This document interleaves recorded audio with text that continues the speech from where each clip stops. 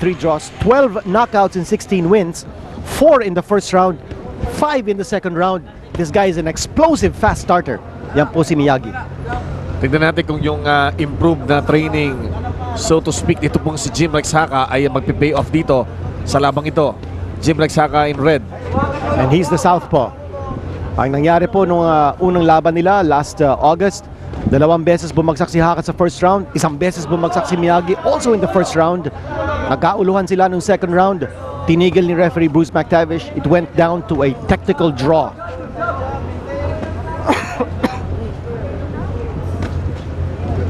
Medyo maingat yung dalawa ngayon, ha? Nagkaramdaman na yan ng suntok noong una eh. May respeto na sila sa punching power ng bawat isa. Miyagi turned pro back in 1998. Did not fight from 2000 to 2002. So matagal siyang nabakante. While Haka has been very active, turned pro in 2000.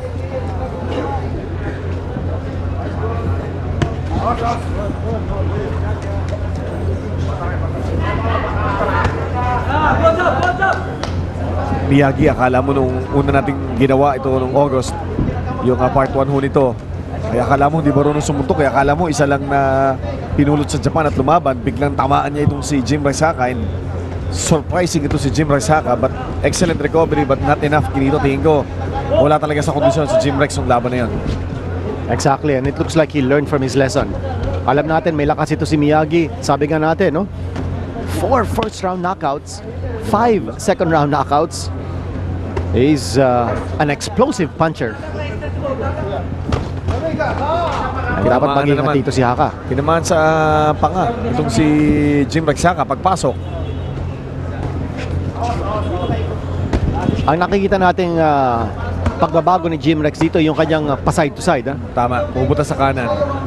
And it makes it difficult now for Miyagi to connect. Oy, Haka there connecting with some nice punching from the inside. That was a left upper that did the damage. Pinapigilan po ng konti si Miyagi. Pero magandang gumalaw ngayon si Haka. He's using that jab, slipping away, dancing away. At hindi makasuntok si Miyagi kasi walang standing target eh. Unahan. Oh, bumabato ngayon si May dugo na. Haka. Ang lakas ng nagkauntugan. Oh no. Ulo. Ayan laki ng bukol ni Jim Rex. Ito namang si Miyagi, umaagos ang dugo. Ano yan? Headbutt yun? Oo, ang lakas ng dugo kinito. Baka pigilin ito. Oh, we don't want that to happen. Sayang na sayang ito. Sayang na sayang. But yes, si referee Alivio signaling that it was a headbutt.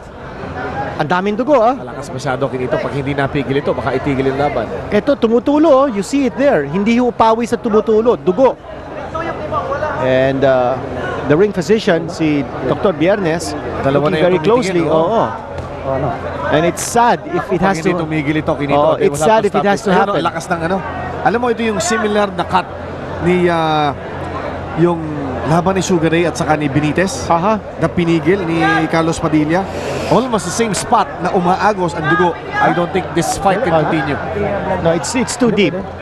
Ito, tingnan natin Ayan kung ano nangyari again. Matitigil na to. And there is a clash of heads. Sayang na sayang. They will stop the fight because the blood keeps on pouring out of that cut. Madugo yung ayun madugo yung sugat na yon. Pero sa pinakita ni Haka early in this fight, ibang-iba ang estilo. Ha? Ibang-iba. Ako kay Jim Rex yung tinrabaho niya na napakatagal, nagtapos lang sa ganito sa isang aksidente. Ang ganda ng pinakita niya, partner, yung side to side, hindi siya matamaan ni Miyagi. Malaking At siya improvement. ang nakakatama. And what a big improvement there for the executioner Jim Rex Haka. Sayang na sayang. Naputukan. And that blood is gushing out of that wound. Hindi nila mapigil, Dalawang sunod na technical draw for these two fighters. Ano kaya? Baka malas yung yung matchup. Ay, baka hindi na pagtatapatin. Masyadong nag-uulit Sayang. Ang laking panghihinayang natin na hindi po nagtapos sa inaasahan natin.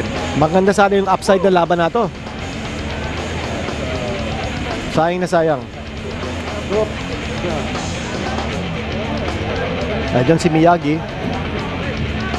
32 years old, and this was the fight that he was waiting for a chance to get at Haka. Si Haka naman, laki ng bukol doon, no? At si Buboy Fernandez na mismo ang nag-apply ng kanyang Enswell.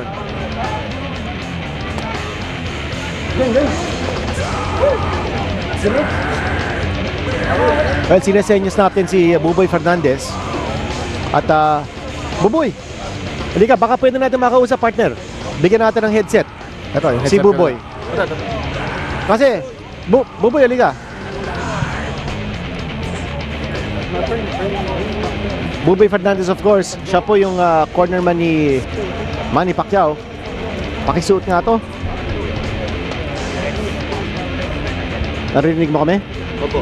Ayan. Okay. Narinig na. Ayan, Buboy, nakita natin kanina, ang ganda ng galaw ni Haka, no? Ibang-iba sa pinakita niya no first fight. Side to side. At hindi siya matamaan ni Miyagi. Kasi tinitingnan ko yung forma ng Japanese. Oh. Masyadong buka yung paa niya. Tapos si Jim Rex, masyadong buka rin yung paa niya. Okay.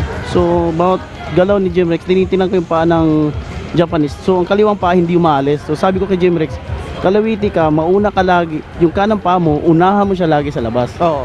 Kasi pag nauna ka, hindi na makaikot yung Japanese guy. Kanya hindi siya matamaan. Sino? Oh, nakita ko nga kanina na malaki ang pinagbago, Buboy, nung movement itong si Jim Rex. Kasi yung una sila nagkatapat, boy, mukhang wala sa kondisyon to si Jim Rex. Kasi kanina nag-usap kami ni Jim Rex, inako niya na yung unang tagpo nga nila, parang mayroon daw siyang pinuntahan, so medyo napagod ng konti. Nako! So sabi ko, sa ngayon huwag kang tumawa, seryoso ka, upo ka lang, Oo. hintayin mo lang yung laban mo, tsaka isipin mo yung nakaraan na laban nyo, kung ano yung hindi mo nagagawa na pwede mong gawin ngayon sa gabi na to. Well, talagang pinaghandaan niya, no?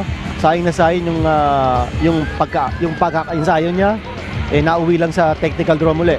Saan matagal niyang iniintay yung pagkakataon na nabawian itong si Ryu Miyagi. Pero aksidente talaga, saka hindi talaga tumitigil dugo. Ayan, ang itsura ni Jim Rex. Ikaw, Buboy, anong nakikita mo pa kay Jim Rex? So, matapos itong laban ito, nakikita mo bang makaangat sa ratings yan? Saan pa papunta ka rin ni Jim Rex, ikaw na isang veterano sa pagsilip ng mga boksingero? Sa akin lang, kailangan bigyan lagi ng laban. Kasi kung ang isang boksingero, kung lagi lang ensayo sa gym, tapos walang laban, so useless din yung pinag-ensayuhan niya. So kailangan mabigyan lagi ng laban. Sa tingin ko, malaking pa pag-asa nito. Si Jim Rex, kumbaga may mapipiga pa tayo dito kay Jim Rex. So, yan po eh. Bata siguro, pa, 24 years old lang. Oo. Bata, ang dami pang Buboy, upside. matanong kita, no, sa lawak na experience mo sa professional boxing. 2 beses na lumaban itong 2 beses na uwi sa technical draw. Sa tingin mo ba, kailangan pa mag third fight o parang malas yata itong 2 sa isa't isa? Siguro pwede natin ipagtagpo ulit ito, pero kailangan dito preparado talaga tayo kasi itong Japanese guy, ano din to gusto niya ring makabawi kasi nga yung itong 2 laban na nga, pareho lang nga ng draw. So pwede natin ipagtagpo ulit ito. Pwede nga, no? Tingnan natin. Huwag ka muna alis, boy. Bibigay muna natin yung formal announcement ni Ted Lerner dito sa labang ito na nagtapos sa very short. Sayang. Dr. Viernes has determined that the accidental headbutt and the cut that was opened up was too dangerous for the fighter to continue. Therefore, the decision is at 2:36 of the first round. This fight has been declared a technical draw. Yan pa yung official announcement ni Ted Lerner. Bago ang lahat, Buboy, mentas nandito ka pa. Ano bang bagong balita tungkol kay Manny? Sa ngayon, yung ang idolo natin, nag-aaral ho sa ano niya, pumapasok ko sa school niya kasi nga, yung kurso niya hindi basta-basta. So, Okay, pabayaan we'd natin like to siya sa thank everybody for coming pag-aaral out niya. here. May matagal pa naman ang boxing, March 15. So, ayan, Ano, si Marquez ba? Si Marquez? To the Mall of Wala Asia. pang ano talaga na kung sino talaga maging kalaban. Pero kung ikaw ang pipili, sinong gugustuhin mo? Sa akin lang, kahit sa sino sa 130, basta preparado tayo lagi. Areglado. ayan. Bahala na si Buboy doon. Sa punto pong yan, kami magpapaalam.